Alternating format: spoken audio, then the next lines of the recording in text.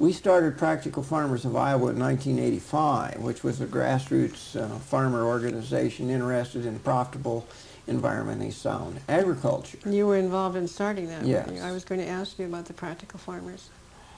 So that at that time, probably the establishment was not too interested in what we were doing. But by 1987, that picture had changed completely, that they were anxious to fund the organization and things like that. And we have a little cute saying, you know, you ask about researchers, that we now have a new disease on this farm. It's called researcher blight. That there are places in the field where they get out of their cars that they kind of tramp the ground. This is a funny, and I appreciate what they're doing very much. Yes. I'm very tickled what's happened. So that Dr. Duran out of Nebraska kind of really started his ball rolling, that he's been doing, coming clear from Lincoln. Really? For 2 years, and then... Is he an agronomist? Yes. Well, no, he's a microbiologist. Oh. With the USDA. And then he had a good friend who was Dr. Carlin, who came from the southeast, he's one of the Carolinas, and he's now at the Tilth Lab.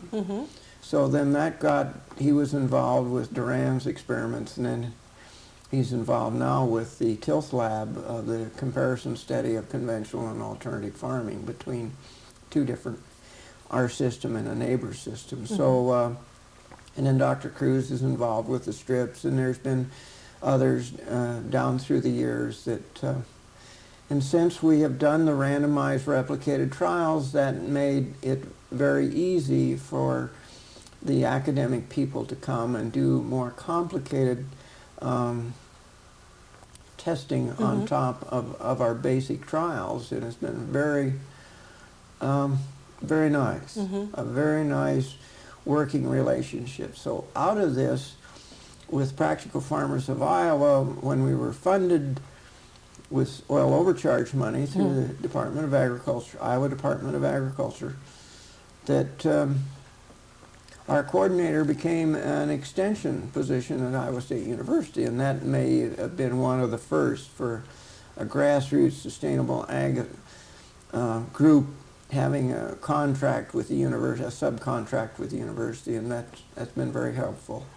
And it's got to be a cooperative affair. It wasn't years ago when we started in '67, but things have come a long ways, and we're trying to get